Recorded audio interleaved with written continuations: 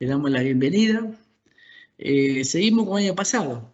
Hacemos charlas técnicas mensuales con referente a la industria. Consideramos que el tema rodamiento, la falla de rodamiento es un tema muy importante para la industria, así que esta va a ser la primera charla, para lo cual invitamos a Francisco José Crozas, que es un ingeniero que tiene una vasta experiencia en la industria, más de 20 años, 12 años en SKF, como líder en diagnósticos, investigación, autopsias de fallas de rodamiento, así que tiene todo un know-how impresionante que nos va a compartir. ¿Qué más puedo decir? Tiene muchas experiencias en toda la parte de la industria, así que el tema que va a exponer Francisco a través de su trabajo en el SKF va a ser falla de rodamiento en equipos industriales, nos va a dar una especie de diagnóstico de casos reales, y la metodología, para ser rápido, va a ser que al final de la charla, después de los 40, 50 minutos, pueden levantar la mano o poner la pregunta en el chat. Va a ser mejor así porque así por lo menos al final, viste, hacemos todas las preguntas. El tema es muy importante por la importancia de la confiabilidad de los equipos. Así que, bueno, terminé ahí, Francisco. Te dejo a vos para que comience la exposición y muchas gracias por tu tiempo y compartir tu experiencia. Por favor, gracias a vos, Javier, por la convocatoria. Es un placer poder colaborar y poder participar. Esperemos que sea una muy buena experiencia para todos. Y bueno, otra vez, gracias. Como decía Javier, la idea es que expongamos durante estos 40, 45 o 50 minutos, no van a ser mucho más. Lo que les pido es que si surgen preguntas, las escriban en el chat del Teams o se las anoten y las guarden para el final de la conversación. Ahí, digamos, tendremos espacio para conversar y ampliar lo que ustedes deseen, ¿de acuerdo? Bueno, me presento brevemente. Como decía, perdón, hago una presentación rápida. Mi nombre es Francisco Croza, trabajo en SKF desde hace 12 años. Soy técnico mecánico, soy ingeniero mecánico. Trabajo en SKF desde hace 12 años haciendo estas labores principalmente, que son mejoras en equipos rotantes, mejora de confiabilidad, investigaciones de problemas de análisis de causas de rodamientos. Hago estudios de análisis dinámicos, son estudios de vibraciones, medición de vibraciones simultáneas en equipos. Hago montajes y desmontajes en equipos críticos, generalmente en rodamientos grandes como el que se ve ahí en la foto. Soy instructor técnico en SKF y también doy clases, soy ayudante en la Facultad de Ingeniería en la Facultad de Ingeniería de la Universidad de Buenos Aires, de donde estoy formado. Bueno, mis datos de contacto están ahí, anótenselo, igual se los paso al final. Cualquier duda que quieran consultar a posteriori me pueden escribir, siéntanse libres de hacerlo cuando quieran. Bueno, vamos directo a nuestros temas, ¿sí? El temario de hoy, bueno, como les cuento, hoy vamos a hablar de análisis de falla de rodamientos, pero tenemos poco tiempo. Es decir, uno de los desafíos de esta conversación, de esta presentación, es mostrarles lo más que se pueda en el menor tiempo posible, sin sacrificar mucho. Yo lo que voy a hacer es mostrarles algunas cosas.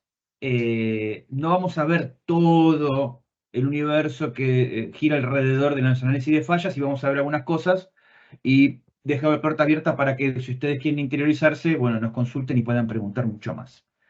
Bueno, el temario para hoy va a ser, vamos a hablar sobre los patrones de carga, es decir, qué marcas dejan los rodamientos cuando giran, y entender un poco si están funcionando bien o están funcionando mal. Vamos a hablar dentro del universo de modos de falla de 4 modos específicos, por ahí 5 y 6, pero no vamos a verlos todos. Vamos a ver un caso práctico de aplicación, ¿sí? Vamos a ver un caso real en donde se hizo investigación. Luego vamos a contarles un poquito qué otras cosas podemos hacer por ustedes en SKF. Hacemos un cierre y luego un espacio para las consultas, ¿sí? Como dijo Javier, los objetivos de esta presentación es poder analizar distintos tipos de falla y comprender cuáles son sus causas raíces, es decir, dónde se originaron, dónde comenzaron, ¿sí? ¿Para qué? Para poder luego determinar acciones correctivas y evitar que esas fallas vuelvan a suceder. ¿De acuerdo? Esos son los objetivos principales del análisis de falla de rodamientos. Les arranco con una pregunta, se las dejo para ustedes, ¿sí? Porque si abrimos el micrófono para responderla, no nos vamos más. Pero si yo les muestro este rodamiento, les pregunto, ¿cuál fue la causa de la falla? Pregúntense ustedes, ¿cuál sería? ¿Cuál sería? Les dejo dejo la pregunta abierta y la vamos a responder luego cuando terminemos la presentación, ¿sí? Pero ustedes les traen este rodamiento y les dicen, ¿cuál fue la causa de falla de este rodamiento? Bueno, vamos a ver si lo podemos contestar con lo que sabemos o no. Arrancamos con patrones de carga, ¿bien?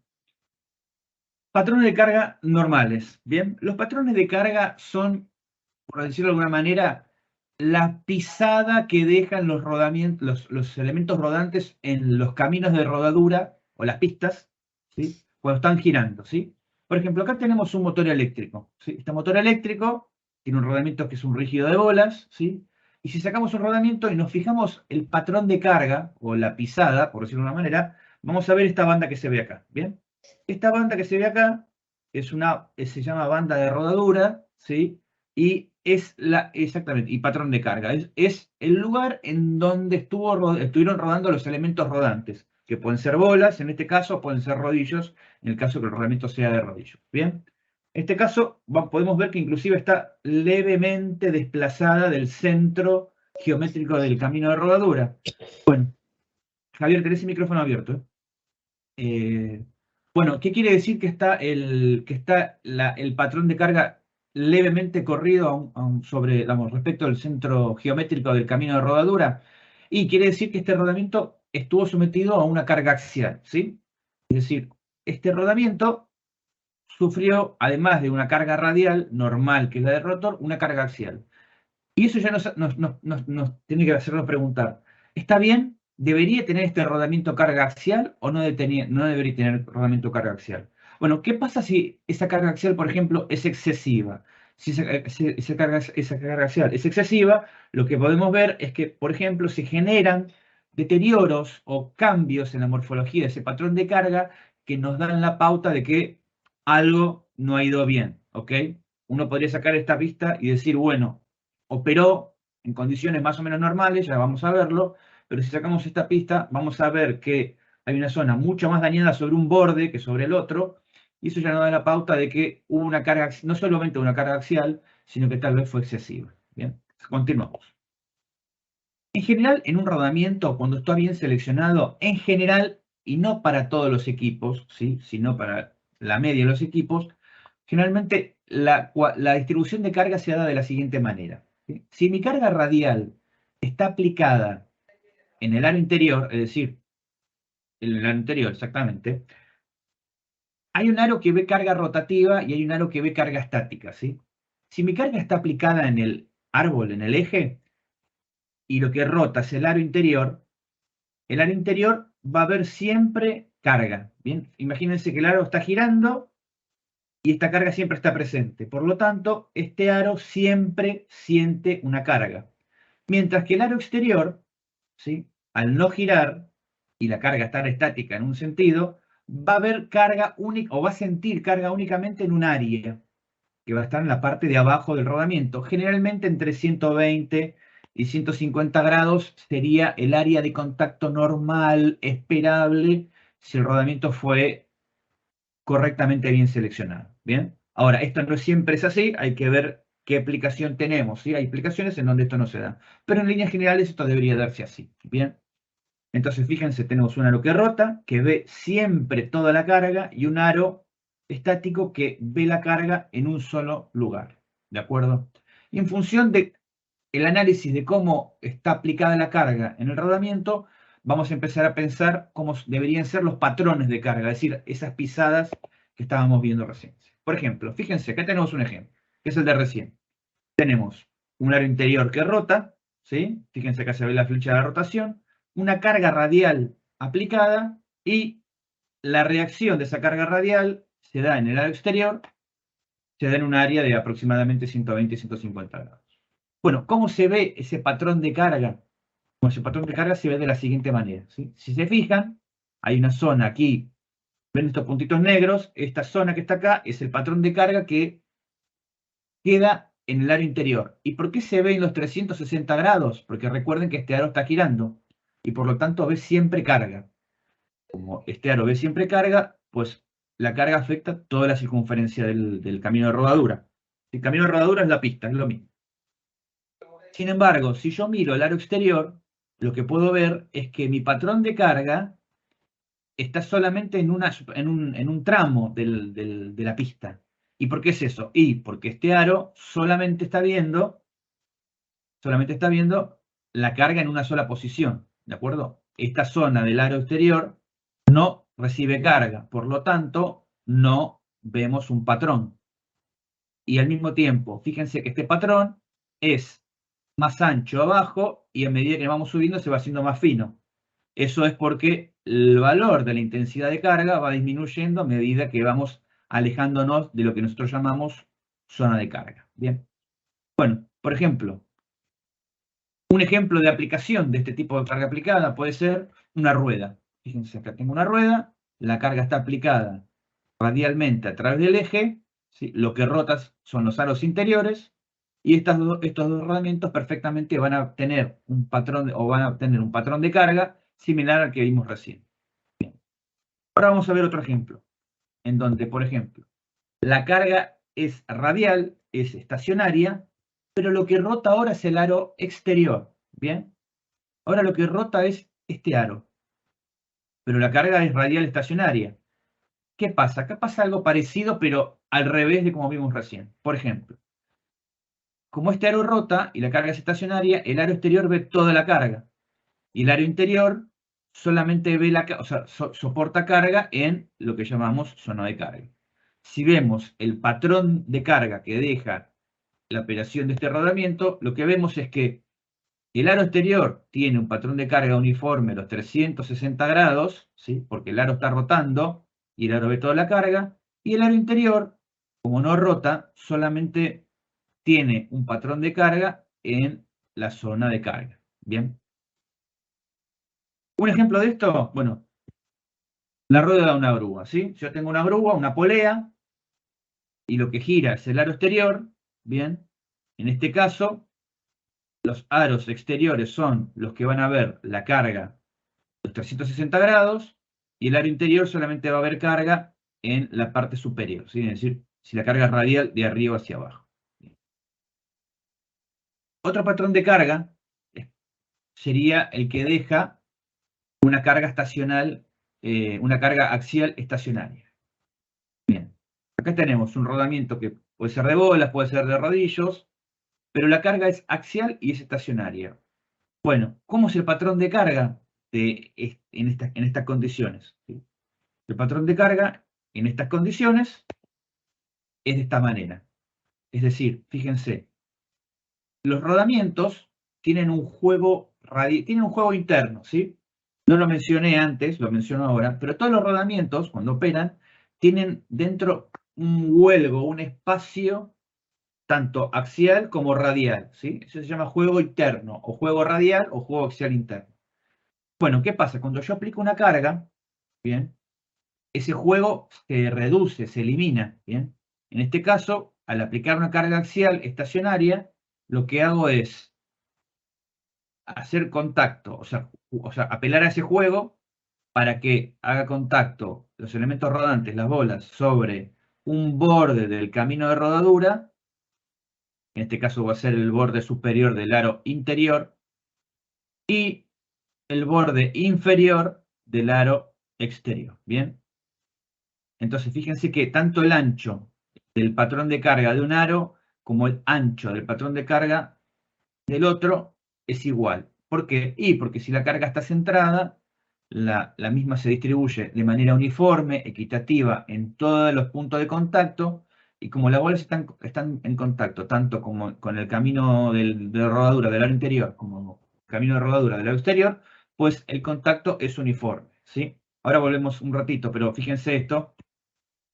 Acá se ve, y acá se ve mucho más gráfico, que el ancho varía. Sí, fíjense que acá este ancho del patrón de carga va aumentando, va disminuyendo a medida que sube y luego se elimina, desaparece. Bueno, ¿por qué desaparece? Porque este rodamiento también tiene un juego interno, ¿ok? Y cuando yo aplico una carga, ese juego aquí desaparece, pero ese juego aparece acá. Ese espacio que hay entre elementos rodantes y camino de rodadura, aquí aparece. Sin embargo, en el ejemplo que estamos viendo acá recién, el juego que queda disponible queda, ahora lo vamos a ver bien, fíjense, lo vamos a ver en la siguiente imagen, queda en el aro en el aro interior, que el juego queda abajo, y en el aro exterior, el juego queda arriba. Si vemos esta imagen, fíjense, ahí tenemos en verde la pisada o el patrón de carga que deberíamos encontrar en un rodamiento que está axialmente cargado, ¿sí? Bien, fíjense, acá tenemos el rodamiento que está axialmente cargado y si se fijan, el juego ese, aquí, digamos, aumenta acá el juego desaparece, ¿sí? Porque imagínense, tiene una carga acá, voy a dibujar, si me permiten. Tengo mi carga radial aplicada en este sentido, entonces se distribuye de manera uniforme. Aquí el juego desaparece, es decir, hay un contacto directo, y acá en esta zona, ¿sí? Como el aro cae un poco, aparece un juego, aparece un huelgo, un espacio. Acá también aparece un espacio, ¿bien? Por lo tanto es que vemos aquí patrón de carga en el aro interior y en el aro exterior vemos patrón de carga aquí abajo, porque en esta zona y en esta zona se abre un juego. Y eso es lo esperable en un rodamiento que está axialmente cargado. Ahora, ¿se acuerdan que vimos el ejemplo hace unos minutitos del rodamiento del motor eléctrico que tenía el patrón de carga que estaba desplazado respecto del centro? Ese rodamiento no estaba colocado en posición vertical o horizontal como es este caso, sino que estaba puesto vertical y la carga era radial. Y dijimos que si aparece un patrón de carga que está desplazado del centro, es porque tiene una carga axial. Acá es carga axial pura. Pero el motor eléctrico tiene, en todo caso, tuvo una combinación de ambos, ¿sí? Es decir, tengo el rodamiento, tuvo una carga axial y una carga radial. Ahora, ¿se acuerdan que vimos el ejemplo de el rodamiento con carga axial normal y con carga axial anormal, es decir, excesiva? Bueno, ¿qué pasa cuando tenemos una carga axial excesiva? Pues lo que nos pasa es lo siguiente, ¿sí? Lo que pasa es que los elementos rodantes, si vuelvo al puntero, los elementos rodantes, al ser esta carga, la carga axial excesiva, se van a los bordes de los caminos de rodadura, ¿sí? ¿Y qué pasa cuando hago mucha fuerza y se van a los bordes del camino de rodadura? Pues lo que sucede es que las bolas ya no apoyan en toda su superficie, sino que apoyan menos, ¿sí? Se dice que se produce un truncamiento de elipse, o por decirlo de alguna otra manera, imagínense que la superficie de contacto entre el elemento rodante, entre la bola y el camino de rodadura, es una circunferencia o una elipse, ¿sí? Si yo hago una proyección de este contacto, una proyección, el contacto es así. Es decir, perdónenme, es toda una superficie. Ahora, si yo aplico una carga axial excesiva, en vez de tener una elipse, lo que tengo es un área mucho menor cargada. Es decir, tengo la misma carga aplicada en menor superficie. Esa carga en menor superficie lo que hace es concentrar esfuerzos. Y esos esfuerzos, cuando se concentran, bien, lo que hacen es acrecentar un ciclo de falla, o sea, un modo de falla que es el que vamos a ver más adelante, que es el de fatiga subsuperficial, generando un patrón de daño muy característico, ¿sí? Entonces, no se escuchó el micrófono, ¿alguna pregunta? Si no, me la pueden dejar en el chat, por favor. A menos que no se entienda algo, entonces ahí sí me paran y en todo caso recapitulamos. Pero fíjense, cuando la carga axial es excesiva, los elementos rodantes se van del camino de rodadura, es como que se empiezan a escapar, esa carga se concentra y al concentrarse, pues se genera un deterioro acelerado del rodamiento. Bien, ahora en un rato, cuando entremos a hablar de fallas, vamos a explicar un poquito más cuáles son los efectos de concentrar esfuerzos en menor superficie. Bien. Bien, hasta ahora lo que estuvimos viendo fueron patrones de carga normales, es decir, salvo este rojo, salvo el de la carga axial excesiva, todos los que vimos hasta ahora son patrones de carga normales.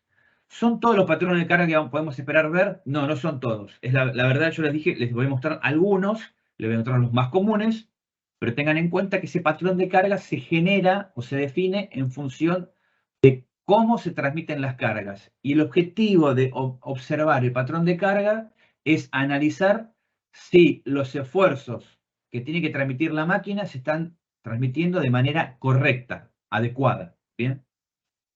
¿Cómo nos damos cuenta si estamos transmitiendo de manera correcta, adecuada? Bueno, haciendo el análisis que hicimos recién.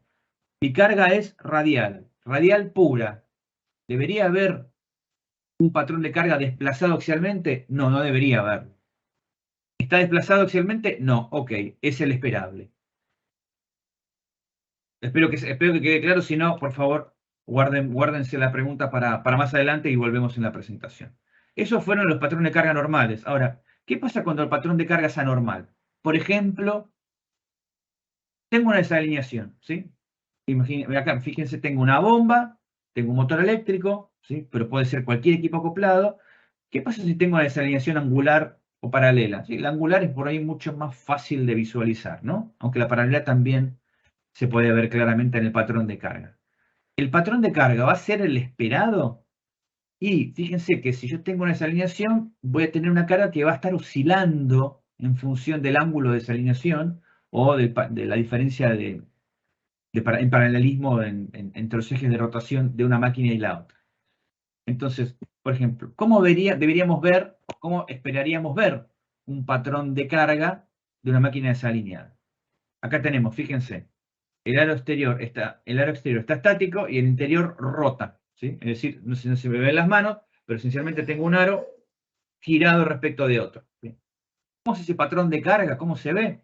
Bueno, fíjense, tenemos un patrón de carga en donde acá la carga rotativa, ¿sí? O sea, la carga es radial, el aro interior es el que está girando, por lo tanto ve toda la carga, ¿bien? Sin embargo, fíjense cómo está el patrón de carga del aro exterior. Fíjense que está en una zona, está sobre la izquierda, digamos, del camino de rodadura, y a medida que vamos recorriendo la circunferencia, ese patrón de carga se va corriendo hacia la derecha, ¿sí? Este patrón de carga que pasa de la izquierda a la derecha a medida que nos vamos desplazando por la circunferencia o por el perímetro del camino de rodadura, nos da la pauta de que el equipo estuvo operando de manera desalineada. Y cuando opera de manera desalineada, es decir, no se respetó el procedimiento correcto de alineación, la máquina opera mal, primero pueden pasar varias cosas negativas. Primero es que el rodamiento se carga de manera excesiva y de manera incorrecta, y cuando las cargas son excesivas o incorrectas, los rodamientos fallan de manera prematura. Bien. Por otro lado, un equipo desalineado genera un consumo eléctrico muy elevado, extremadamente elevado. El equipo puede operar, pero el consumo eléctrico se puede ir entre un 12, 15, a veces hasta un 20%, solamente por una alineación incorrecta, que además tiene repercusiones, como les dije, en la vida de los rodamientos. Entonces, si ustedes sacan un rodamiento, y ahora vamos a hablar un poquito sobre qué habría que hacer cuando lo sacamos, o sea, qué metodología vamos a utilizar. Cuando sacan un rodamiento y ven un patrón de carga que está de esta manera, ustedes ya pueden saber, sin ver la máquina, sin tener un informe, sin ver un registro, pueden concluir que este rodamiento estuvo operando desalineado. Y entendiendo qué máquina es, pueden saber si es un patrón de carga esperable o no. ¿Sí? Si es un rodamiento que estaba acoplado a un motor eléctrico o a una bomba, y estos equipos no deberían mostrar un patrón, los rodamientos de esos equipos no deberían mostrar un patrón de carga con desalineación. Entonces ustedes ya pueden asumir que hay un problema de alineación. ¿Sí? Y ya pueden ir rumbeando, por decirlo de alguna manera, las distintas alternativas de solución. Pero esto solamente un patrón de carga. Otro patrón de carga característico producto de una condición anormal de operación, es cuando el aro exterior está ovalizado, ¿sí? ¿Por qué se puede ovalizar un aro exterior? Por varias razones.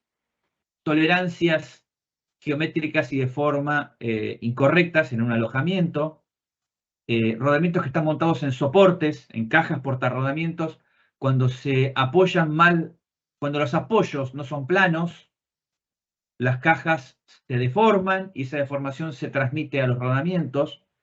Otra opción es que cuando yo tengo un soporte, ese soporte si tiene una tapa con bulones, yo la aprieto de más esos bulones, deformo la caja, deformo el soporte y esa deformación se transmite a los rodamientos. Y créanme que se deforma todo. Y cuando se deforma y tenemos, por ejemplo, carga radial y concentrada en una dirección, producto de esa ovalización, y el aro interior está rotando, el patrón de carga, fíjense cómo es. Como el aro interior rota, el aro interior ve toda la carga, por lo tanto el patrón es uniforme. Bien, este aro ve la carga por acá, cuando rota ve la carga acá, cuando rota ve la carga, en definitiva, al rotar, en sentido contrario, el aro interior ve toda la carga y el patrón es uniforme. Sin embargo, fíjense, al estar comprimidos por un tema de ovalización, al estar comprimido el aro exterior, el patrón de carga tiene una presencia o un espesor aquí abajo, es decir, en la zona de la aplicación de carga, a medida que vamos subiendo, desaparece ese patrón de carga, producto de que ya no hay una carga radial aplicada, y luego vuelve a aparecer a causa de la carga radial aplicada generada por esa ovalización. Si yo saco este rodamiento, o ustedes mismos sacan este rodamiento, lo cortan, lo inspeccionan y encuentran un patrón de carga de estas características, ustedes pueden concluir que el rodamiento estuvo ovalizado y por lo tanto ya tienen que ir encarando una opción de revisar las condiciones de apoyo de ese soporte, las condiciones geométricas, es decir, las tolerancias, revisar, medir las tolerancias, las dimensiones y las tolerancias de los alojamientos porque pueden estar deformados, o los procedimientos de montaje, ¿sí? Porque se abulonó o porque los torques de los bulones de los soportes fueron excesivos. ¿Bien? Entonces ya fíjense que con solo el análisis de los patrones de carga podemos saber si el rodamiento operó bien, si operó mal, y si operó mal, qué cosas pudieron haber generado ese patrón de carga. Por ejemplo, otro patrón de carga, ese que se puede dar negativo, o por lo menos no en condición. Se puede dar o no, eso depende del tipo de máquina, ¿sí? Pero fíjense, tenemos acá un aro interior rotativo, pero creo que tenemos es una condición de precarga, ¿sí? Es decir, el rodamiento que tenía un juego interno ya perdió su juego interno producto de, por ejemplo, imagínense un eje que tiene una tolerancia dimensional excesiva. Cuando yo monte el rodamiento, ese aro va a tender a expandirse. Si se expande mucho, esa expansión me va a eliminar el juego interno. ¿Bien? El juego interno va a desaparecer y por lo tanto el patrón de carga se va a ver de esta manera.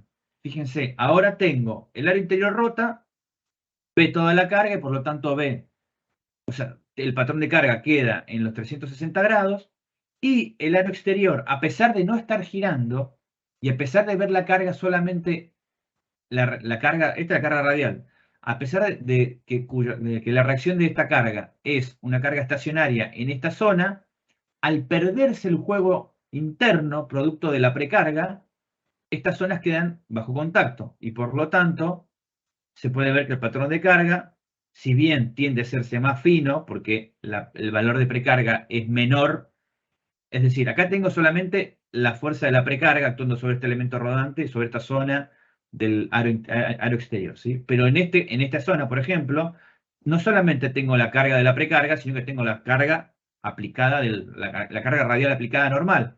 Por lo tanto, el patrón de carga en esta zona, la zona inferior, es más ancho y a medida que voy subiendo va siendo cada vez más fina. Pero no desaparece porque tengo el juego eliminado producto de esa precarga. Entonces, si yo sé que debería tener un juego radial en operación y encuentro este patrón, yo ya sé que tuve un problema de precarga. Y ese problema de precarga puede estar atribuido a varias razones. Pero, por ejemplo, uno puede ser a una dimensión de eje excesiva. Entonces yo me tendré que preguntar, ¿medí el eje antes de montar? ¿Corroboré que el eje que me trajeron efectivamente tenía las tolerancias y las dimensiones que necesito para que el rodamiento opere bien, bueno, hay que ir por ese lado. ¿Bien?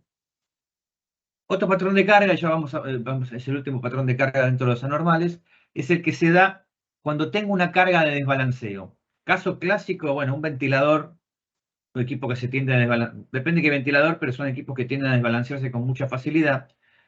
Entonces, cuando tengo carga de desbalanceo, no solamente tengo una carga estática por el peso de los componentes, sino que la carga de desbalanceo lo que va haciendo es rotando en fase con el giro del equipo. Y cuando esa carga rota en fase con el giro del equipo, lo que va haciendo es moviéndose. Eso trae dos problemas.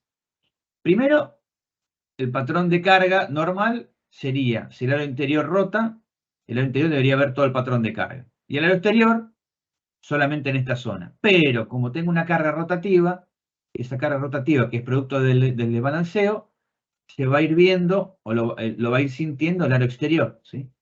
Por lo tanto, el patrón de carga del aro exterior va a ser también, o se va a ver los 360 grados. Pero ¿cuál es el problema de tener una carga de desbalanceo cuando no es la esperable, ¿sí?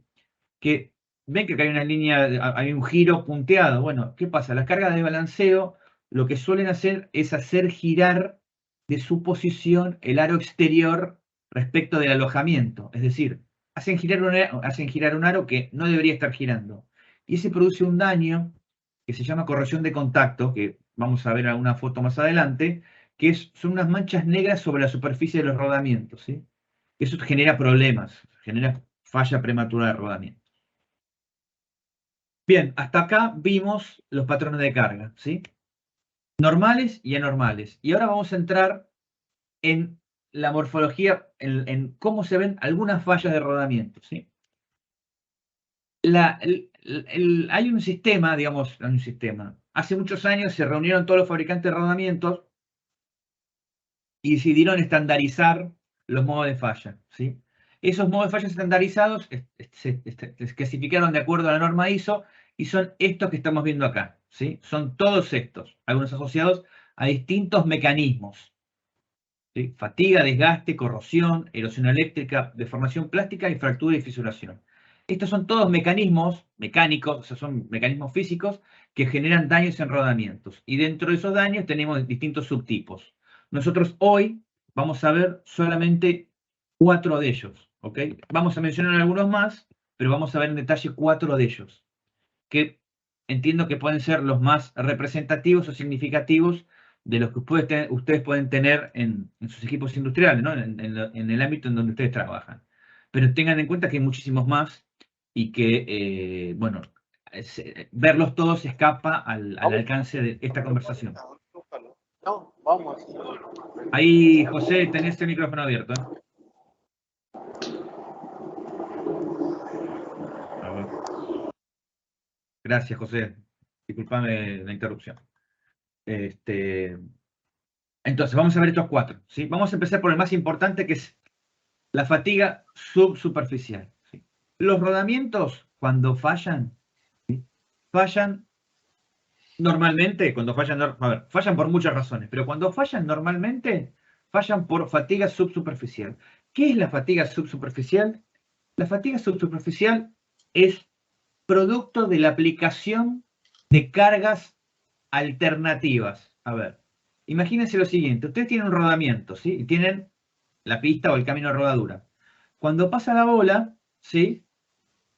Cuando pasa la bola, fíjense, ven ese punto rojo, bueno, ahí se aplica la carga. Cuando la bola se va, esa carga se libera.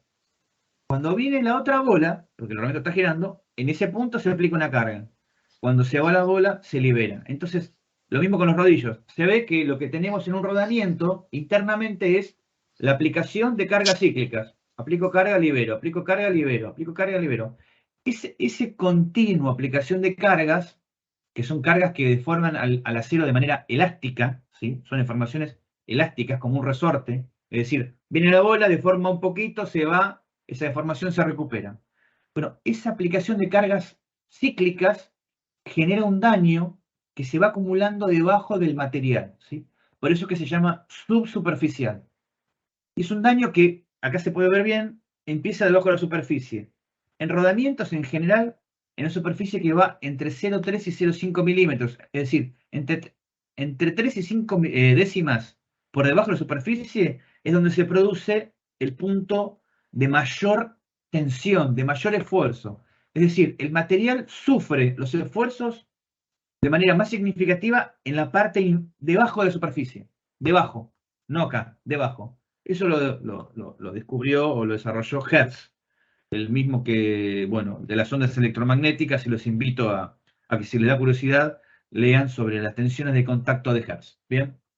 Pero esto es el fallo normal. ¿Y por qué dije fallo normal? Porque esto se da normalmente cuando el rodamiento está operando, ¿sí? El rodamiento opera, el rodamiento gira, se aplican cargas cíclicas, y cuando nosotros calculamos la vida del rodamiento, lo que hacemos es calcular cuántos ciclos de carga se va a bancar el rodamiento. Es decir, cuántas veces puede girar hasta que se produce el primer daño por fatiga subsuperficial. Ahora vamos a ver cómo se ve eso. ¿Sí? Para que vean cómo se ve en la vida real, ¿sí? Yo traje una foto que no es una foto SKF, pero es una foto, digamos, de uso público, en donde se ve cómo son las líneas de tensiones, ¿sí? Acá lo que se puede ver es cómo se distribuyen los esfuerzos en el elemento rodante, ¿sí? Fíjense que en la bola, acá los esfuerzos son más elevados, y a medida que me voy alejando van disminuyendo hasta que se hacen cero a la salida del contacto. Y esto que vemos acá, que no se los expliqué, es cómo se distribuyen las tensiones internamente. Las tensiones serían algo así como el esfuerzo, la fuerza, por simplificarlo, que yo le aplico al material. ¿Bien? Ahora, si yo lo veo en la vida real, acá lo que tengo es un elemento rodante, un camino de rodadura, y estas líneas que se ven acá, esta especie de elipses, ¿sí? Son las líneas de tensión, ¿ok? Y acá vemos cómo se distribuye la tensión en el material. Y si ven ahí, no sobre la superficie, sino un poquito más abajo, a ver si se puede hacer un zoom, es decir, no en la superficie, sino un poquito más abajo, se ve el punto de máxima tensión, ¿sí? Esto es una evidencia, digamos, experimental de esto que yo les estoy contando, ¿sí? De respecto de que los esfuerzos son mayores en la superficie, debajo de la superficie. ¿Y cómo se empieza a generar este daño?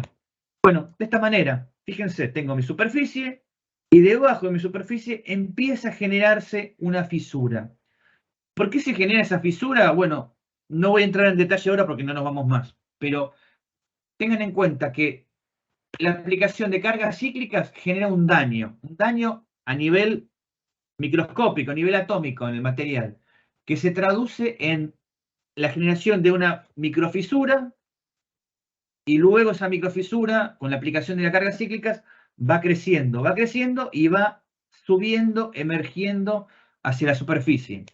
Si se fijan acá, tenemos el material, ¿sí?, de un rodamiento que estuvo sometido a 10 millones de revoluciones. ¿Sí? Un ejemplo es este. Acá ya hay un cambio estructural, ¿sí? Fíjense cómo la estructura del metal, del acero, o sea, este es el acero sin afectar, y este es el acero ya afectado producto de la aplicación de cargas cíclicas. A medida que vamos subiendo la cantidad de ciclos, es decir, el rodamiento sigue girando, va cambiando la microestructura metalográfica, hasta que después de una buena cantidad de revoluciones, todo depende de los valores de carga y la velocidad de giro, esas fisuras aparecen y van emergiendo hacia la superficie. Ahora, fíjense, tengo un daño que se llama subsuperficial, porque va debajo de la superficie. ¿Y cómo se manifiesta cuando aparece? Se manifiesta de esta manera, ¿sí? Fíjense, acá tengo un desprendimiento de material que nosotros lo llamamos descascarillado, ¿sí? Y ese desprendimiento material se da una vez que la fisura emergió desde el interior del camino de rodadura de la pista hacia afuera, ¿bien? ¿Esto quiere decir que el rodamiento ya no sirve? No, no quiere decir que ya no sirve, pero quiere decir que ya ingresó en el fin de su vida. Esto se detecta, por ejemplo, en un rodamiento en operación con análisis de vibraciones, ¿sí? Una forma de detectar esto de manera prematura es con el análisis de vibraciones. ¿Por qué? Porque cuando el elemento rodante, cuando las bolas están girando y pasan por este desprendimiento material, hacen vibrar al aro. Y cuando el aro vibra de una manera determinada. Y cuando yo mido esas vibraciones, puedo saber si estoy golpeando el aro. Si cada vez que pasa la bola lo golpea, y al golpearlo, lo escucho.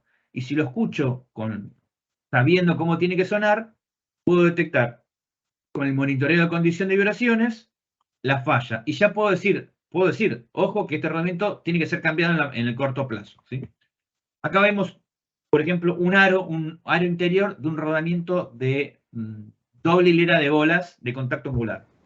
Que acá no solamente estuvo sometido a fatiga subsuperficial, sino que además, fíjense, tengo un patrón de carga en una zona del aro y en un camino de rodadura y en la zona opuesta del camino de rodadura. Esto me da la pauta no solamente de que estuvo sometido al daño por fatiga, sino que también estuvo desalineado, ¿ven? Y acá se puede ver la combinación de la desalineación, patrón de carga, desalineación y el efecto de la fatiga subsuperficial, solamente con ver el aro. Bueno, esto es lo mismo que vimos recién, pero vamos, más simplificado. Otro mecanismo muy común que se puede encontrar en fallos de rodamiento es el de desgaste abrasivo, ¿sí? El desgaste abrasivo, fíjense, implica un desprendimiento progresivo material, ¿sí? Y se dan generalmente por ingreso de partículas contaminantes. Ese puede ser ingreso o puede ser por partículas contaminantes que se generaron por otro mecanismo dentro del rodamiento. Bueno, ¿cómo se produce o cómo se manifiesta, cómo se ve ese daño? Bueno, se manifiesta de la siguiente manera. Acá tenemos, por ejemplo, un acercamiento, ¿sí?, de la superficie de rodadura de un elemento rodante, y acá tenemos un acercamiento de la superficie de rodadura de una pista. Si tenemos ingreso de contaminantes externos, lo que van a hacer es ir barriendo, ir limando las asperezas, las rugosidades del material, ¿sí?, como se puede ver acá, y generando bandas de desgaste como las que se pueden ver acá, ¿sí? Si se fijan bien en esta foto, estas rayas que se ven acá, y continúan acá abajo, son las líneas de rectificado del rodamiento. Es decir, el rodamiento originalmente tenía estas líneas, que son las que uno deja cuando lo rectifica. Y estas bandas negras y grises que se ven acá son productos del desgaste abrasivo. ¿Bien? Es producto de que yo fui barriendo con mis rodillos, en este caso estamos viendo la superficie de rodadura de esta pista, ¿sí? Al ingresar contaminantes, yo lo que fui generando fueron bandas de desgaste que se dan alrededor de todo el camino de rodadura y son estas que se ven acá. ¿Bien? Este mecanismo es un mecanismo bastante dañino, se puede minimizar por ahí mejorando las condiciones de lubricación, por ahí achicando los intervalos de lubricación, pero la causa principal, si yo tengo desgaste abrasivo a causa de ingreso de contaminantes externos, Freddy, ¿no se escucha bien? Me estás diciendo que no se escucha bien el audio. Yo no tengo forma de mejorar el audio. Estoy hablando directo al micrófono. Si alguien más tiene problemas para oír, por favor, que vuelva a levantar la mano, por favor. Una forma de minimizar esto es achicando los intervalos de relubricación. Gracias, Felipe. Achicando los intervalos de relubricación, pero la causa raíz es el ingreso de contaminantes. Entonces lo que hay que hacer es atacar el sellado, es decir, verificar por dónde están ingresando esos contaminantes, gracias Agustín, esos contaminantes, para atacar la causa raíz. Es decir, acá el objetivo es siempre buscar el origen de la causa, del problema y atacarlo. Existen siempre remedios paliativos, pero hay que atacar la causa raíz. Bueno, fíjense, acá tenemos otra imagen en donde tenemos un camino de rodadura, sí, disculpen, las líneas rectificadas originales, y acá se puede ver un escalón y una banda de desgaste excesivamente importante, producto de este mecanismo de falla. ¿Bien? Otro mecanismo de falla, otro modo de falla muy común, ¿sí? Ahí voy viendo que llegan preguntas, ¿sí? Las vamos a ir contestando al final, si les parece bien, así después volvemos sobre la presentación. Otro mecanismo de falla, o modo de falla muy común, y más en el segmento, digamos, petrolero, es el ingreso de humedad, ¿sí? El ingreso de agua dentro de los rodamientos. Si se fijan bien, el ingreso de agua puede afectar de dos maneras el rodamiento. Uno es cuando el rodamiento está estático. Cuando el rodamiento está estático, lo que hace el agua es desplazar al aceite lubricante que tiene la grasa, o el aceite mismo, si está lubricándose con aceite con grasa, desplazar y formar como nódulos, ¿sí? Como nódulos de agua que se alojan por tensión superficial, digamos, un tema físico que se da entre el contacto del agua y las superficies metálicas. Por tensión superficial se forman unos nódulos que desplazan el aceite y generan puntos de corrosión o bandas de corrosión, como las que se pueden ver acá. ¿Bien? Acá se pueden ver estas zonas negras, ¿sí? Son zonas en donde se alojó el agua y generó corrosión de contacto, ¿sí? Perdón, corrosión por humedad. Bueno, esa corrosión por humedad genera puntos de óxido, ¿sí? Imagínense una superficie lisa, y superficie lisa tiene una discontinuidad, una irregularidad.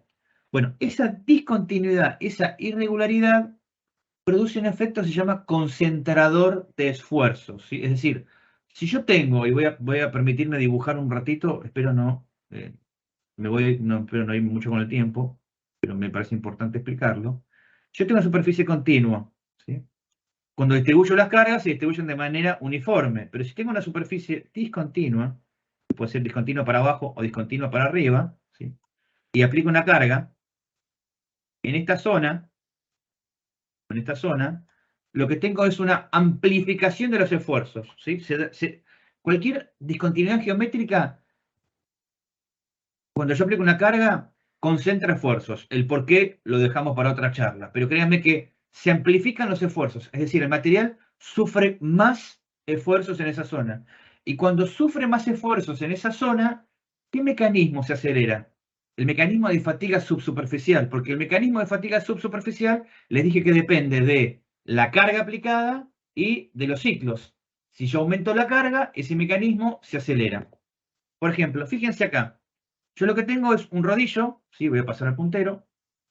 Tengo un rodillo y ese rodillo tiene ahí, yo hago un zoom, un descascarillado, un desprendimiento de material. Ahora, esto uno diría, si uno lo ve, es fatiga subsuperficial. Sí, la morfología del daño es fatiga subsuperficial. Pero ¿por qué se produjo? Se produjo de manera anticipada, es decir, prematura, porque un punto de corrosión por humedad me generó una discontinuidad geométrica que me generó, perdón, es una cadena, que generó una amplificación de esfuerzos. Esa amplificación de esfuerzos aceleró el mecanismo normal de fatiga subsuperficial. Entonces, un rodamiento que está contaminado o un lubricante que está contaminado con agua y está parado un rato, no mucho, un rato, va a generar, dependiendo del tipo de cantidad de agua y tiempo parado, va a generar estas improntas negras que estamos viendo acá, ¿sí? Y estas improntas negras que son concentradoras de tensiones van a acelerar el proceso de fatiga subsuperficial que vimos antes. Créanme que he visto casos de rodamientos que deberían durar 10 años y duraron 1 por esto. Es decir, le pega fuerte porque acelera mucho el proceso de fatiga subsuperficial. Bien, la corrosión por humedad. Bueno, otro modo de falla, también es muy común, y también por eso lo traje, es el de fuga de corriente o paso de corriente, ¿sí? Fíjense, ¿cuándo se da esto? Generalmente cuando yo tengo equipos eléctricos que no tienen buena puesta a tierra, que son conductores de fugas de corrientes de otros equipos, cuando estoy utilizando variadores de velocidad sin un filtrado adecuado. Es decir, hay muchas veces, nuestros equipos industriales están traccionados en general por motores eléctricos. Si hay problemas de dilación o puestas a tierra, suele pasar corriente a través de los rodamientos. Y cuando pasa corriente a través de los rodamientos, lo que pasa es que tenemos un flujo de electrones, ¿sí? Que va desde una pista a un elemento rodante y del elemento rodante a otra pista, ¿sí? Hay un salto de electrones. ¿Y qué pasa cuando tenemos un salto de electrones? Tenemos chispas, tenemos generación de calor, por cierto, muy elevado. Acá lo que podemos ver, ¿sí? Es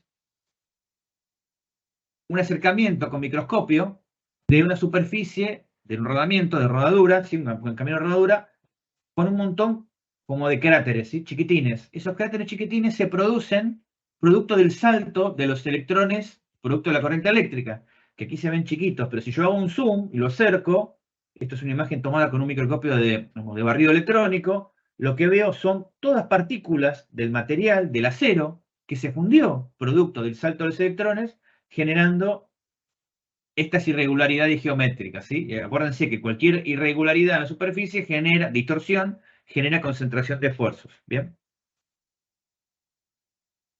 Entonces, esto, cuando se da y, digamos, en el rodamiento, genera este tipo de bandas. Si se fijan bien, como la corriente generalmente es alterna, digamos, tenemos en esa alternancia picos de corriente, zonas en donde la corriente es cero, luego otra vez pico de corriente, otra vez la corriente es cero, y por lo tanto se generan bandas en donde hay erosión o no las hay, ¿sí? Hay erosión, no la hay, erosión, no la hay.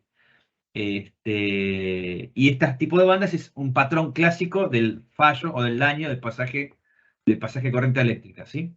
Fíjense, acá tengo otra foto que a mí me gusta mucho, en donde se puede ver las bandas que se generan producto de la erosión eléctrica y otra cosa que también es característica de este tipo de daño que se ve claramente cuando estamos relubricando. Fíjense acá, esto es la grasa, acá estaba el elemento rodante, yo lo saqué, pero le dejé la grasa que tenía cuando me dieron el rodamiento.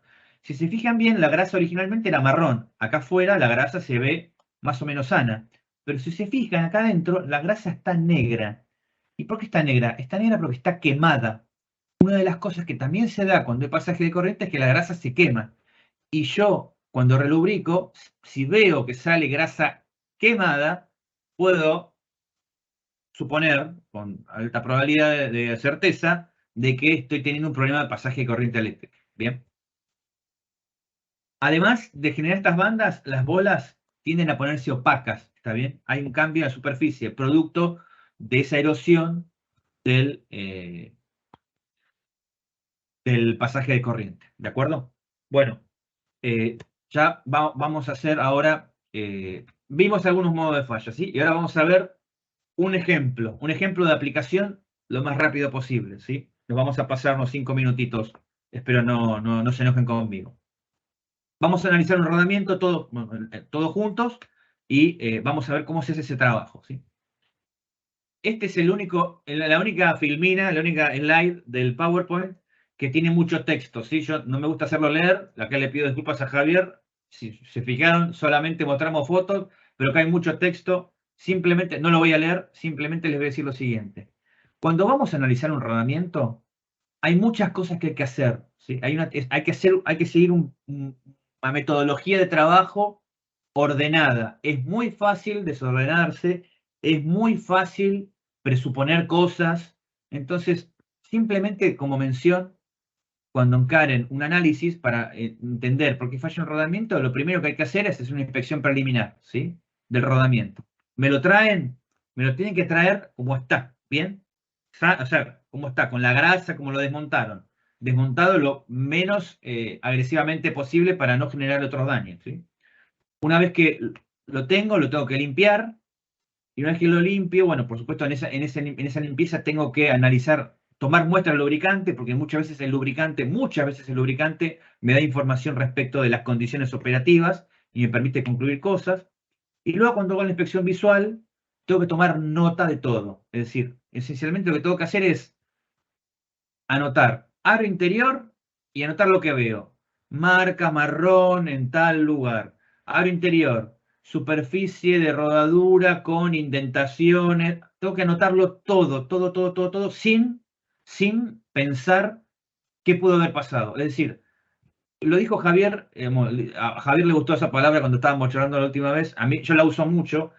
Este trabajo es una autopsia. O sea, a nosotros nos traen un muerto, que es el rodamiento, y tenemos que concluir de qué murió a partir de lo que nos trajeron. Entonces tenemos que ser muy ordenados y muy metódicos y anotar y registrar todas y cada una de las cosas que estamos viendo, ¿sí? Y cuando hablamos de anotar y registrar, me refiero a escribir y tomar fotos y ordenarlas de manera secuencial para luego juntar toda esa información junto con los análisis de lubricante, con el eventual dato de vibraciones que podamos haber obtenido, bueno, juntar todo eso para poder hacer el análisis. ¿Bien? ¿Qué es muy importante cuando vamos a analizar? Es sacarnos las ideas preconcebidas. Es decir, no hacer asunciones de ningún tipo. Ah, este equipo siempre falla así. Ah, esto nunca lo lubrican. Esto, la verdad que a mí siempre mi jefe me dijo que esto falla de esta manera. Bueno, todas esas ideas preconcebidas, cuando vamos a analizar tanto análisis de falla de rodamientos como cualquier análisis de falla, de cualquier tipo de análisis de falla, lo que tenemos que hacer es quitarnos los prejuicios de encima, quitarnos las ideas preconcebidas sobre que las cosas suceden de una forma u otra sin tener pruebas. Fíjense que para analizar un rodamiento lo que tenemos que hacer es obtener pruebas y concluir a partir de las pruebas. Las pruebas están en la forma en que se daña el rodamiento, ¿bien? Y esa forma en que se daña el rodamiento es característica de la forma, es una sola característica, es una sola, es una, y esa característica se puede asociar a un modo de falla, no a otro y no a algo que me dijeron que puede haber sucedido, ¿de acuerdo? Bueno, vamos al caso real y ya vamos a terminar. ¿Qué tenemos acá? Bueno, esta es una ficha general donde juntamos los datos que debería traer un rodamiento, ¿sí? Un rodamiento que vamos a analizar, ¿sí? Ahí vamos a contestarte eso, Mariano. Justo ahora. Mirá, tenemos un rodamiento rígido de bolas que es InsoCoat. Es un rodamiento rígido de bolas que tiene un recubrimiento, tanto en el aro interior o en el exterior, de alúmina, que es un rodamiento especial para evitar el pasaje de corriente eléctrica, uno de los modos de falla que vimos recién, ¿sí? Y acá en esta ficha lo que tenemos es, vemos que la aplicación es un motor eléctrico, velocidad de giro, registramos la temperatura que tiene el rodamiento, las ambiente, qué método de lubricación tiene, cada cuánto lubricamos, con qué grasa, ¿sí? Vemos si hay información sobre las tolerancias de eje y de alojamientos durante el montaje. Vemos si el equipo tuvo una historia, es importante conocer la historia del equipo, si tuvo fallas anteriores o no, ¿sí? ¿Cuántas horas funcionó? Es muy importante saber eso porque uno puede asociar directamente la cantidad de horas al equipo y saber si el rodamiento operó de acuerdo a lo esperado o no. ¿Bien? Entramos en el análisis y ya para no demorarlo más, fíjense, con lo que estuvimos viendo, tenemos una foto del aro exterior y una foto del aro interior. Y lo que vemos acá es puntos con descascarillado. El descascarillado es un desprendimiento material que se da, ustedes ya lo vieron recién hace un ratito, producto de la fatiga subsuperficial, ¿sí? Esto es el aro exterior. Y en el aro interior también vemos a la distancia de los elementos rodantes puntos con descascarillado, ¿sí? Perdón, descascarillado. Y en el medio, acá no sé si se llega a ver bien, voy a hacer un zoom rápido. En el medio, ¿ven que tienen como más puntitos más chiquititos? Eso se llama micro descascarillado. No vimos ese modo de falla, pero está asociado a los problemas de lubricación.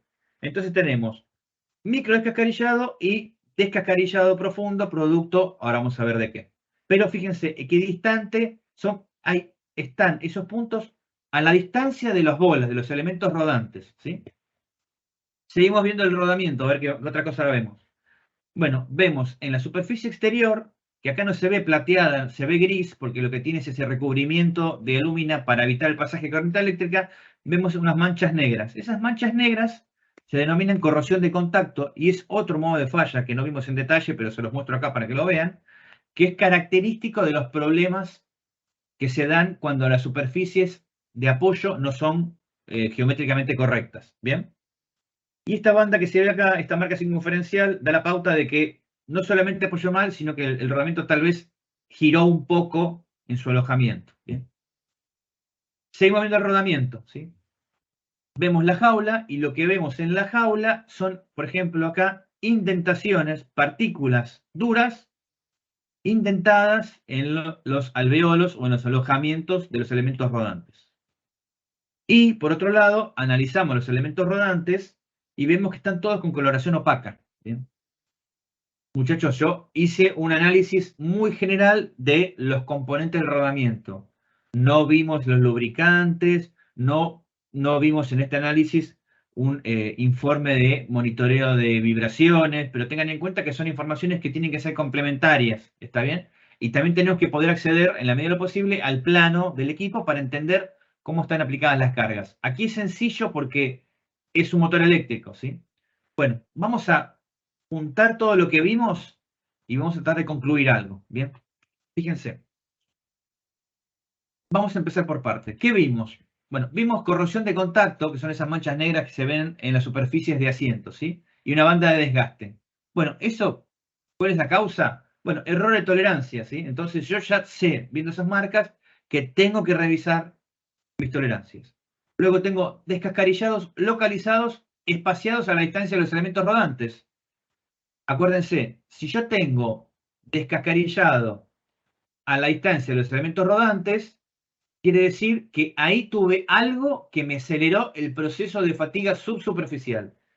Y como vimos recién, uno de los elementos que genera, el principal, que genera que se acelere el mecanismo de fatiga subsuperficial son las irregularidades geométricas.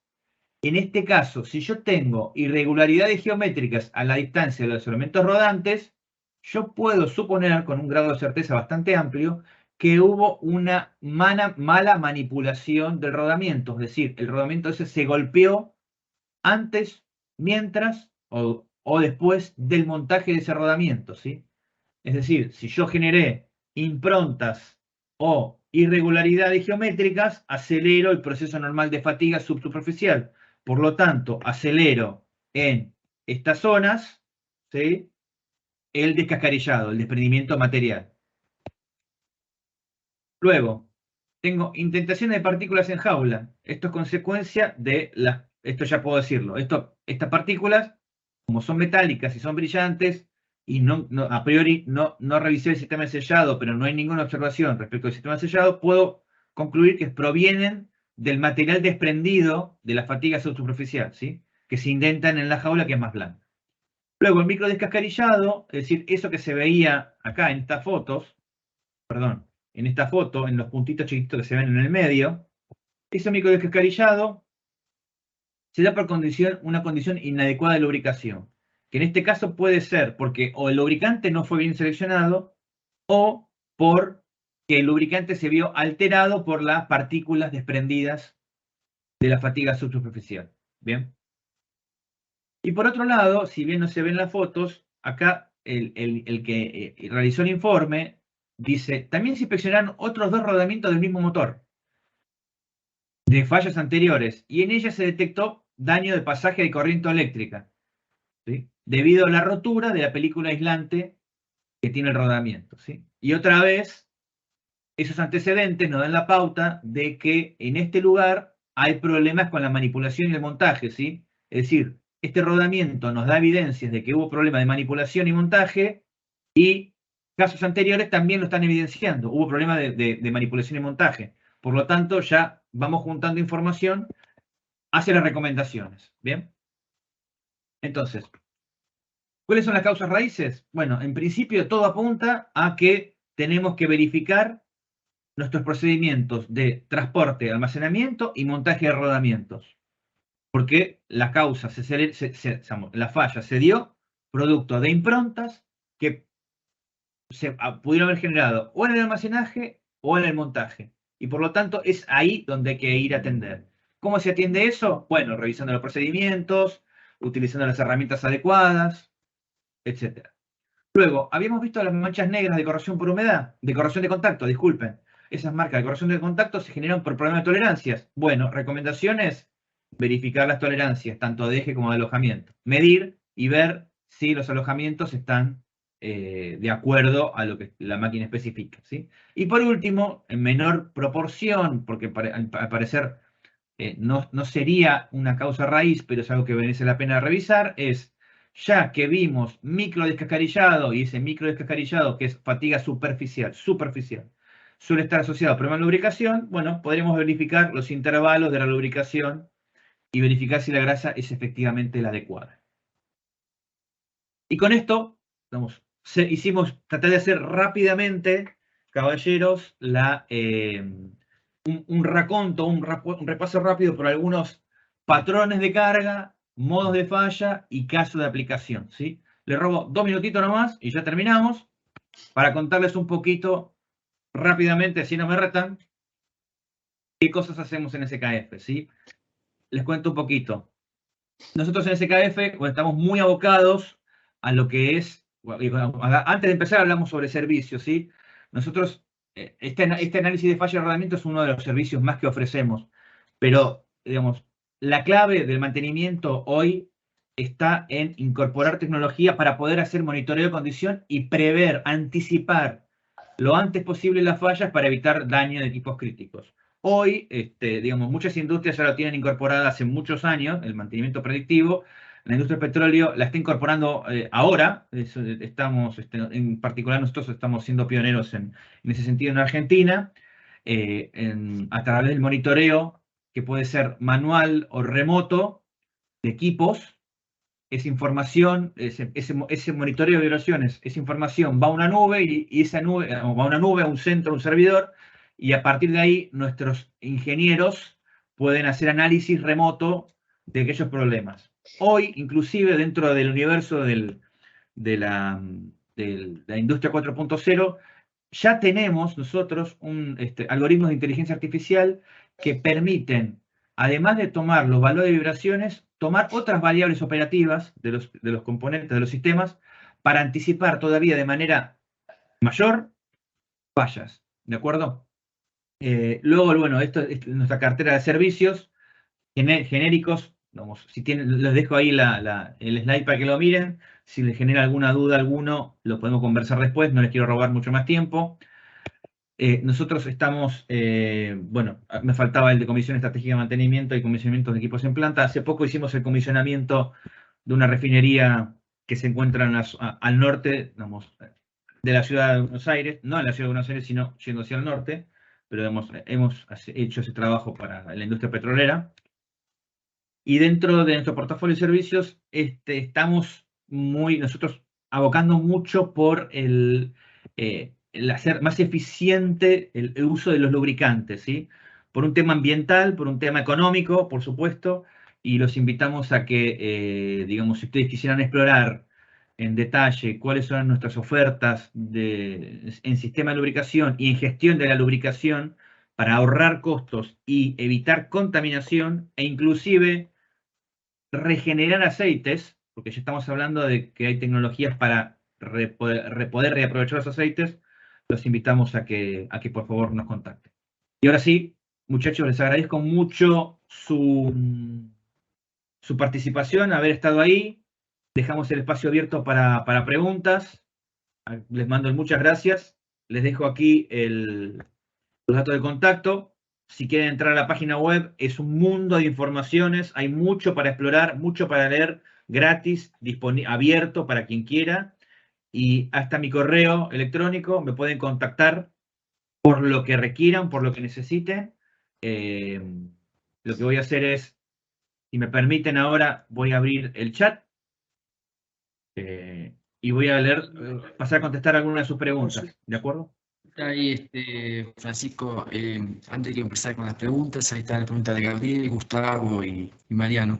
Excelente, realmente excelente la presentación, muy clara y con ejemplos. El ejemplo es fundamental.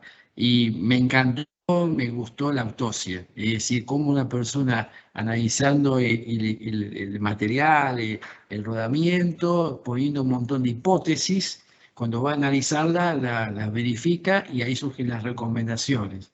Realmente excelente, te felicito, la verdad, y con una excelente audiencia muy grande. Así que bueno, vayamos a las preguntas. Ahí está la pregunta de Bueno, Dionisio. gracias, Javier, por la devolución. Bueno, vamos a ver. ¿Cuáles son las normas ISO que detallan los modos de falla? Gracias. Bueno, la norma ISO, ahí te muestro, está por acá. Un cachito. Esta ya no es la presentación, pero no me la acuerdo de memoria el número de la norma ISO, pero te la voy a mostrar acá. Vamos. Patrones, especificaciones. La norma ISO es la 15.243, ¿bien? Ese es el número de la norma que clasifica las fallas, ¿bien? No sé si esa es, digamos, Gabriel, Dionisio, si era tu única pregunta o si querés que la ampliemos, si querés abrir el micrófono. Mientras tanto voy respondiendo a otras. Acá es el sonido. El pulido, a ver, Gustavo Azum pregunta, ¿el pulido de la pista del rodamiento es transversal al sentido de giro? Eso me lo preguntaste cuando estábamos viendo. Abrí el micrófono si querés, Gustavo.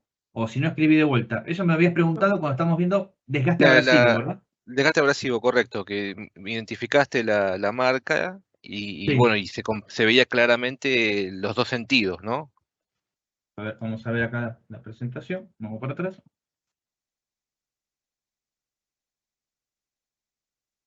¿Esta? La anterior. Ahí está. Esta foto que estamos viendo acá ahora. Claro, ahí tenés el sentido de la rodadura, Sí. y tenés las otras líneas son transversales, que entiendo que son las de pulido de Exactamente. superficie. ¿Pero siempre es así, que se ve con tanta claridad o no? Depende, bueno, la pregunta está buena. Eso depende siempre del nivel de contaminación que vos tengas en el rodamiento, ¿sí? A veces son muy marcadas, otras veces son muy leves. Mientras más contaminación, más se van a marcar. Claro. Queda Sí, claro, sí. ¿no? Que estas grises que se ven acá, que están no son verticales, digamos, van de arriba hacia abajo, son curvas, son las líneas originales del rectificado, ¿sí? Rectificado, ok. Exactamente. Sí, que ese es otro, digamos, otro mito, que generalmente uno, digamos, hasta que no ve rodamientos nuevos no lo ve, pero uno se imagina que el camino de rodadura, que la pista, es una superficie especular, que es brillante. Y no es brillante, es mate y tiene una textura, tiene una rugosidad. Es la rugosidad que tiene que tener y sale del rectificado. Estas son líneas rectificadas, vos pasás la uña y no lo sentís, pero visualmente se pueden apreciar. Ahora, cuando el rodamiento rueda, esta superficie que estamos viendo acá es esta que está acá, ¿sí? Esta que no sé si se ver el puntero, es esta. Cuando Sí. ingresan contaminantes, como el rodamiento está girando en este sentido, se generan bandas que son transversales, en este caso, a las de rectificado, ¿ok? En este caso. Ok. Si es otro rodamiento, las líneas de rectificado son diferentes. Un rodamiento rígido de bolas, ¿sí? Uno de bolas, a ver si tengo uno de bolas.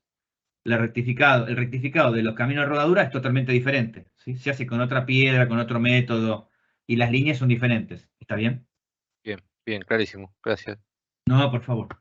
Luego, Mariano pregunta, ¿se puede reemplazar un rodamiento aislado por uno común e incorporar al motor escobillas para corrientes parásitas? Bueno, exactamente, sí, Mariano. Si querés ampliar la pregunta, abre el micrófono, pero sí, justamente, digamos, no fue casual que yo elegí un ejemplo. A ver, no fue casual que yo les mostrara como modo de falla el daño de fuga de corriente, ¿sí? No fue casual. Y tampoco fue casual que usara yo como ejemplo un rodamiento que tenga muchas cosas, muchos daños simultáneos asociados a lo que estuvimos viendo, ¿sí? El rodamiento del ejemplo es un rodamiento INSOCODE, que como vos bien preguntabas, es un rodamiento que ya viene con una aislación, ¿sí? Viene con un recubrimiento que puede ser en el aro interior o en el aro exterior, que es de alúmina, que es un cerámico, que se monta igual, al igual que un rodamiento convencional, ¿sí? Es lo mismo, pero tienes esa superficie, capa aislante para evitar el pasaje de corriente eléctrica. Así que sí, perfectamente, digamos, se pueden colocar rodamientos aislados en reemplazo de rodamientos convencionales. Y el agregado de corrientes, de escobillas para corrientes parásitas, es otra solución alternativa que se pueden poner inclusive combinadas simultáneas. De hecho, es la mejor solución. No sé si todos conocen lo que pregunta Mariano. Yo justo acá no tengo una foto de las escobillas, pero generalmente se pueden poner en algunos equipos escobillas que lo que hacen es canalizar la corriente que se pueda llegar a fugar de un componente a otro sin que pase por el rodamiento. Igualmente Mariano, o sea, y atendiendo un poco la filosofía o el objetivo de este ejercicio, el uso de rodamientos INSOCODE y escobillas sería una solución paliativa, pero no estaríamos atacando la causa raíz, ¿sí? La causa raíz debería ser eliminar el pasaje de corriente eléctrica, y eso se hace atendiendo los problemas eléctricos que detectemos en el equipo, poniendo correctamente las puestas a tierra, utilizando variadores con filtros para que no haya pasaje de corriente eléctrica, no sé, balanceando, o sea, utilizando conductores simétricos para que no haya diferencia de carga y la carga sea balanceada. Eso también genera corrientes parásitas. Y hay veces que esas corrientes parásitas se traducen en fuga de corrientes. A veces no se puede evitar eso, es decir, hay veces que no podemos atacar la causa raíz y utilizamos soluciones como estas que estuvimos hablando, ¿bien? Pero en principio siempre atacar la causa raíz. Es decir, si me duele la cabeza, no me tomo una aspirina y sigo. Me fijo por qué me duele la cabeza, porque por ahí tengo un pico de presión y lo que tengo que hacer es otra cosa, ¿bien? Ahí René Luden pregunta, buenos días, en algunos AIB se les extendió el plan a 3 años en preventivos, en las cigüeñas, en las bombeadoras, ¿verdad? La pregunta es independiente. ¿Sí, Javier? Sí, no, sí, el AIB es un aparato de bombeo, correcto. Sí. La pregunta es, independientemente del tipo de grasa, ¿cuál sería la recomendación en tiempo para cambiarla puntualmente en pernos de eje de biela que son de baja velocidad? Bueno, sí que vamos, ahí te puedo decir, vamos, eso es otra clase, es otro tema que es lubricación de rodamiento. Generalmente los rodamientos de las A y B, a ver, no siempre, a ver, no todos giran, muchos inclusive solo oscilan, es decir, recorren un ángulo determinado y vuelven. Entonces, las condiciones de lubricación de los A y B, de los rodamientos de los A y B, es más compleja que un rodamiento que está rotando permanentemente y más a baja velocidad.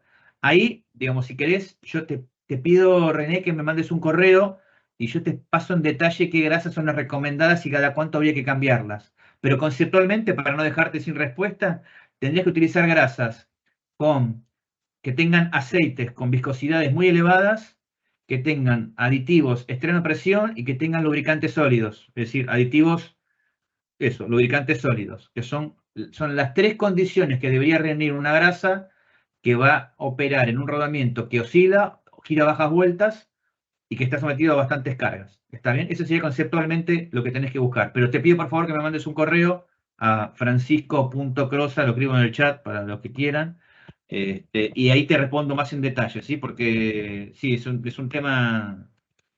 La lubricación de un rodamiento que no rota es compleja, pero está bien la pregunta. ¿Cada cuánto? Dale, Fran.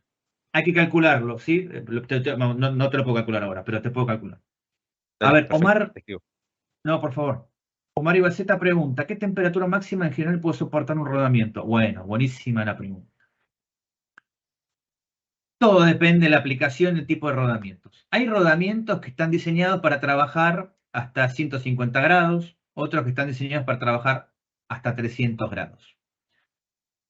Generalmente, los rodamientos que están diseñados para trabajar a muy altas temperaturas están hechos para trabajar en condiciones en donde van a estar a esas temperaturas. Es decir, yo tengo un rodamiento que va a entrar en un horno o que va a manipular, no sé, por ejemplo, en su industria, yo no sé si tienen grandes fuentes de temperatura, pero por ejemplo, la industria siderúrgica y tienen un vagón que va a llevar, no sé, acero líquido o a rabio de un lugar a otro, bueno, probablemente esa rueda soportada sobre rodamientos y la transmisión de calor a esa rueda sea muy elevada, sean, no sé, 200 grados. Y bueno, ahí tenemos un rodamiento que puede operar a 200 grados, son rodamientos de alta temperatura, y ahí digamos que lo más crítico, más que la selección del rodamiento, en general cuando hablamos de alta temperatura, lo más crítico a atender es la lubricación, ¿sí?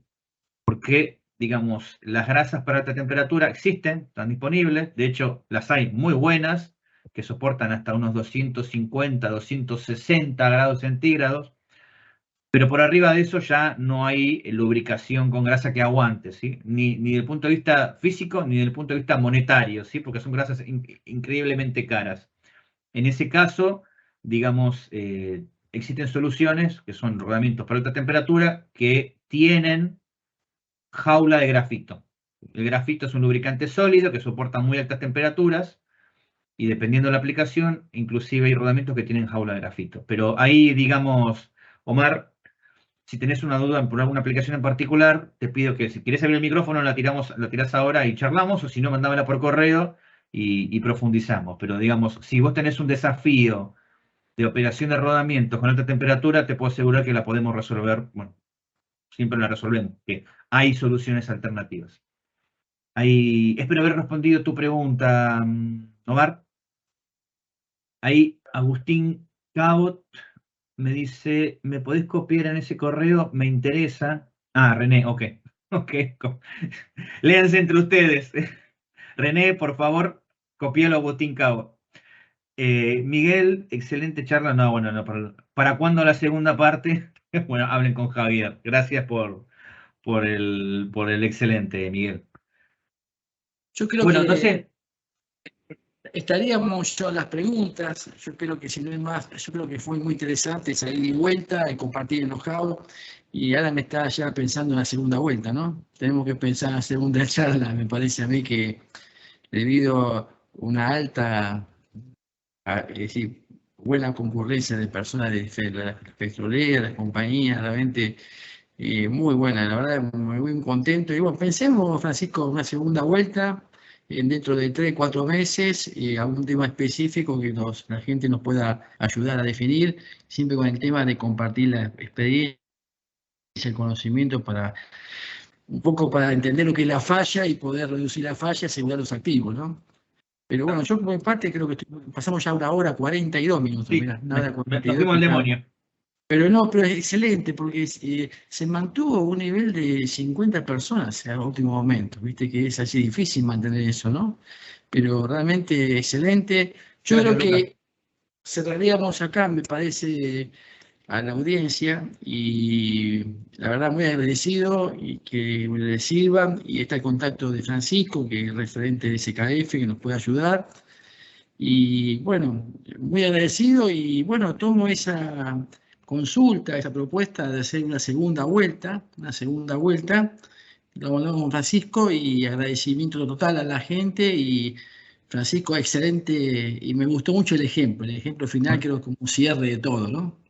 Gracias, gracias Javier por la devolución. Gracias a todos los que están escribiendo en el chat. Para mí es un placer estar acá de este lado compartiendo. Contáctenme por lo que necesiten, ¿sí?